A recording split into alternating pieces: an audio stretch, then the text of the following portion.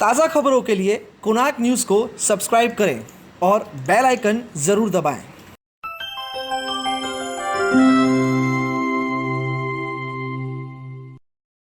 नमस्ते, मैं हूं सरिता खानचंदानी और हिराली फाउंडेशन की तरफ से मैं सभी को इस मदर्स डे की बहुत बहुत शुभेच्छा देती हूं। आज कुछ भी नहीं बचा है हमारे पास और आज पूरा विश्व, चाहे सबसे बड़ा देश, सबसे ताकतवर देश, सबसे अमीर देश अमेरिका ने भी आज कोरोना वायरस के आगे घुटने टेक दिए। तो आप समझ सकते हैं कि अगर ये वैसे एक सुपर पावर जो पूरे विश्व को चलाने वाला देश है, आज अगर वो घुटने टेक दे तो हम भारतीयों की क्या हाल होगी, और उस हम भारतीयों में हम महाराष्ट्र वादियों की क्या हाल होगी, और उसके बाद हम उल्लासनगर वासियों की क्या हाल होगी। तो कहीं ना कहीं कोरोना वायरस के इस आतंक से एक पॉजिटिविटी सीखी है मैंने। इस कोरोना वायरस के आतंक और अटैक से हम सभी को एक सबक लेना चाहिए कि अब हमें रुकना है, अब हमें प्रकृति माँ को ही इम्पोर्टेंस देना है। अब कहीं ना कहीं अगर अब थोड़ी सी भी तालमेल में इधर उधर हुई तो हमारा एग्जिस्टेंस ही खतरे में आ जाएगा।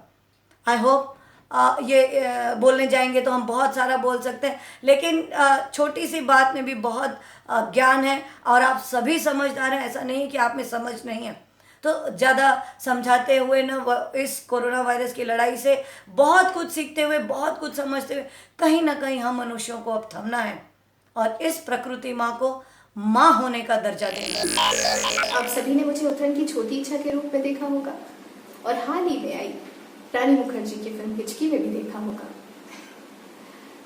मैं इसे अपना सौभाग्य समझती हूँ कि आज मदर्स डे के उपलक्ष्य में मैं आप सभी के लिए एक ऐसी कविता प्रस्तुत करने जा रही हूँ जो हम सभी की जननी माता प्रकृति को नमन करती है।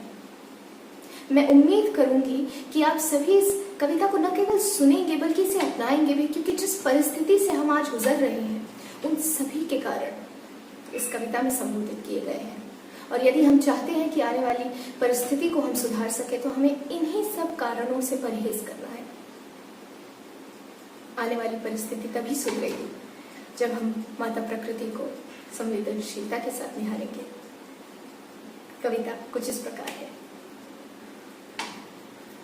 प्रकृति ने सुंदर दृश्य रचा है, प्रकृति ने सुंदर दृश्य रचा है, इसका उपभोग करे मानव।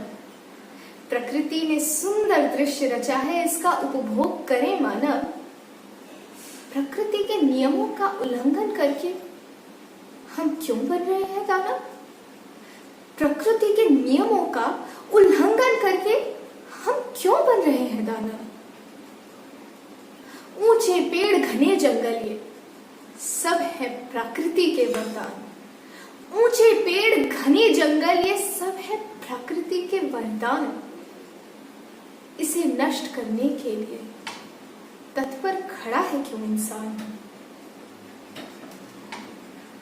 इस धरती में सोना उगला, उगले हैं हीरों के खान। इसी धरती में सोना उगला, उगले हैं हीरों के खान। फिर भी धरती को नष्ट करने के लिए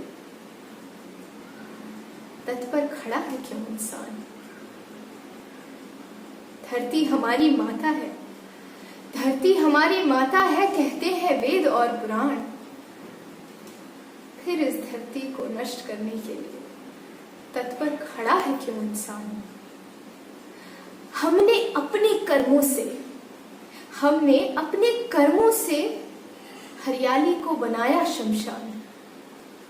हमने अपने कर्मों से हरियाली को बनाया शमशान। इसी धरती को नष्ट करने के लिए तत्पर खड़ा है क्यों इंसान? तत्पर खड़ा है क्यों इंसान?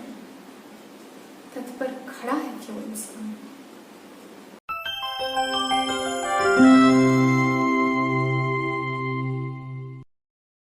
ताज़ा खबरों के लिए कोणार्क न्यूज़ को सब्सक्राइब करें और बेल आइकन ज़रूर दबाएं।